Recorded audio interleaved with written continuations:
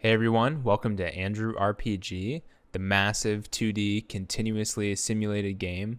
I made a lot of progress in my game yesterday, so I thought it'd be fun to just put together a video to see how far I can get working from the AM all the way through the PM.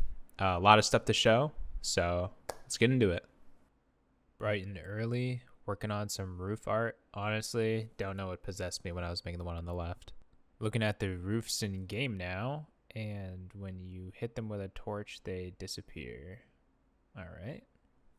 Just doing a quick sanity stress test here. Right now I'm spawning buildings wherever they fit on the world, so there are a lot of buildings. I'm not actually sure how many, but I would suspect in the hundreds of thousands of buildings. All right, first test here. Just added the ability for the buildings to obfuscate the player. And it looks like when you go in the building, it's really choppy. Quick little art session to go back to my original player art. I changed it to look a little less top down, and I hate it. So we're going back. First attempt here, trying to get rid of the jitter. Okay, the player is still being rendered now, but if they're not on the first tile of the building, they're just over top of the building.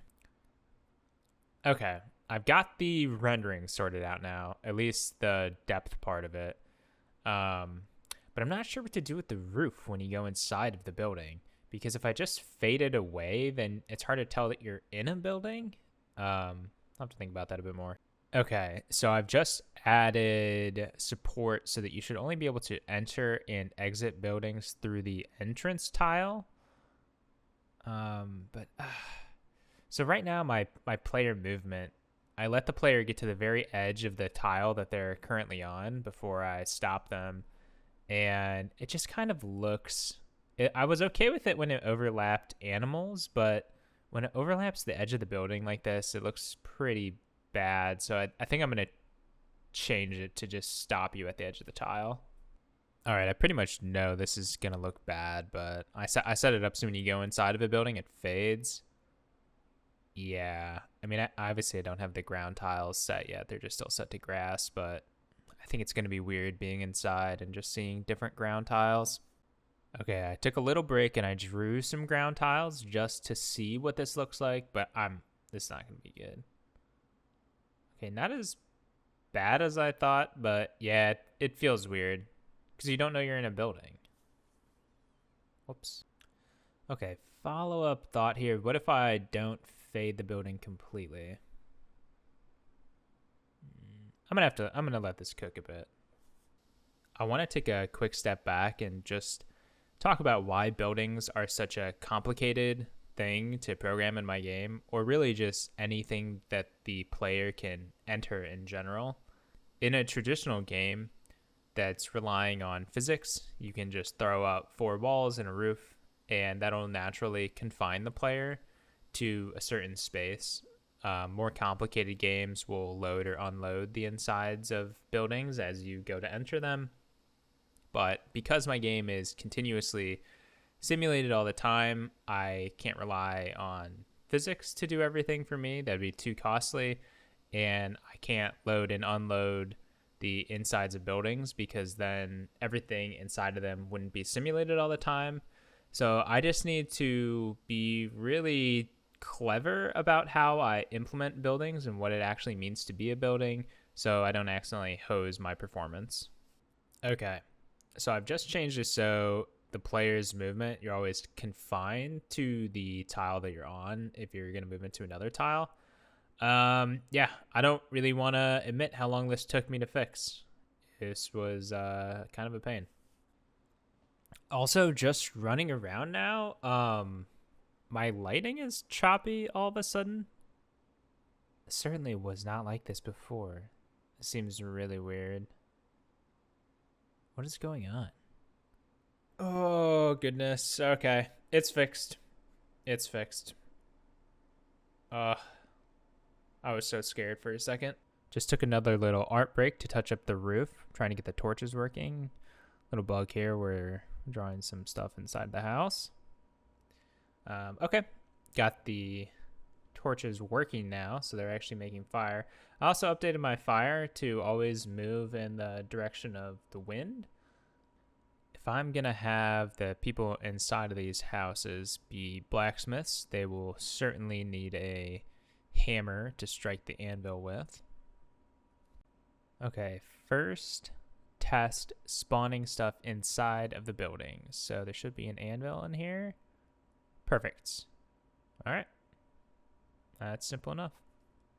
All right, I don't know how these disturbing bugs always creep up, but this is the first time I've spawned a human in the game that's not the player, and it's just like a void, and it's gone. Okay. All right. Terrifying. Okay. Hopefully no void babies this time. Okay. Or nothing. Let's go check this house real quick. A wolf? Where the heck are the humans? Is there anybody in this one? No. What the heck is going on? There's a torch up there also. Oh, actually, yeah, they all should have torches. This should definitely be a human. Oh, look at that. Not creepy at all. Totally regular. Just loading up my old save real quick. There's a human in this house, and I wasn't able to attack him, so... Okay, and I still can't attack him. Okay, figured out the issue. Yeah, just another building bug.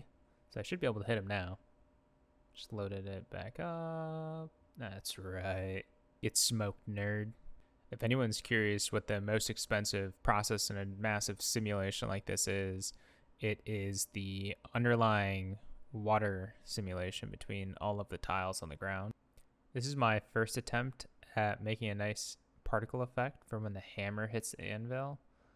Yeah, obviously it's just like way too slow brown dirt right now, but it'll get better, I promise. Second iteration of the hammer on anvil particle effect. I feel like I'm not getting an even, I'm getting like a weird distribution of sizes. Third iteration here, change the color and size, but it looks like the overall size distribution is still even. Oh, I know what's going on. Okay, been tweaking this for a bit now, and yeah, I think that looks pretty good. Yeah, I don't mind that at all. Cool. One thing that my game has been missing for a while now is just some generic item in your inventory to interact with things. So you don't always want to have out a torch or an axe or a hammer. You know, like what if you just want to go pet a cow or go trade a human? You need some sort of generic item in your inventory to do that right now. So I've added this hand, which currently draws a hand. Obviously, I'll get rid of that in a bit. But just as a way to kind of be unarmed and interact with the world. Par for the course here, just sort of running around, and I realized, yeah, I am spawning humans in all of the houses it's working, but some of them are just invisible. Like there's an invisible human behind this anvil. Just gonna do a quick reload here. Let me go back into that house I was just in. Yeah, I already see that they're there now. So there's something with the spawning that's messed up. Looks like if I spawn them and they're sleeping, they're invisible initially, and I can't interact with them. You know, I've been thinking a lot about the gameplay and the progression system, and what I'd really like to do, or how I'd like the game to go, is that it's mostly a gathering game where you either gather things, resources like by growing them, going and finding them, or killing monsters and collecting them. But I never intended, and I don't want this to be a crafting game, mostly because I want it to be all about adventure. I think that farming is probably the only aspect of the game that I'm okay with being sort of a stagnant adventure, but it's something that you just set and forget. So I think it's a little bit different than something like crafting where you could really just sit in base and craft all day, and not adventure anywhere. And in some ways, I feel like farming is still more hands-on than crafting. It's not quite the same, even though they're both a little bit passive play styles.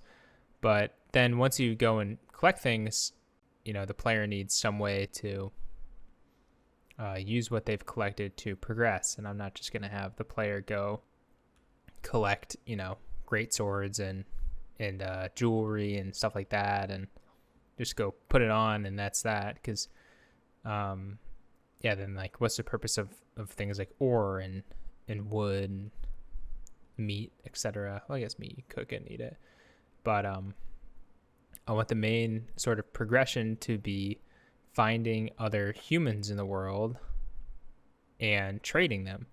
So the humans will act as tradespeople, and depending on where you are in the world, if you're further from the starting area, they'll trade like local or possibly even exotic materials for things that they can craft. So for instance, I want the player to be able to find a blacksmith in the starting area, and you'd be able to trade them iron ore plus maybe some copper as a payment, and they'll give you something like a bucket.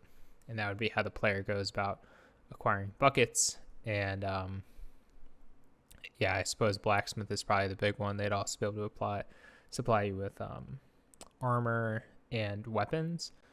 But maybe there's a tavern or a chef that'll cook you food if you bring him the right ingredients, and maybe other goodies for your adventures from taverns or tradespeople. So I think that a big part of my game is going to be this trading, and kind of how I've thought of it working is,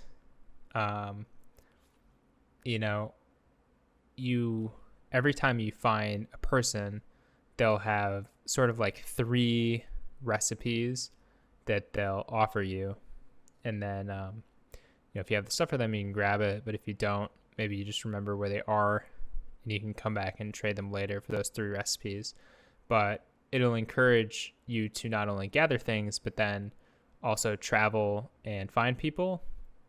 And, I don't know, it's sort of a more fun way to figure out what is in the game than just through exploration solely. So maybe you trade somebody and you see that they're accepting pieces of silver ore and rubies to make some sort of tiara.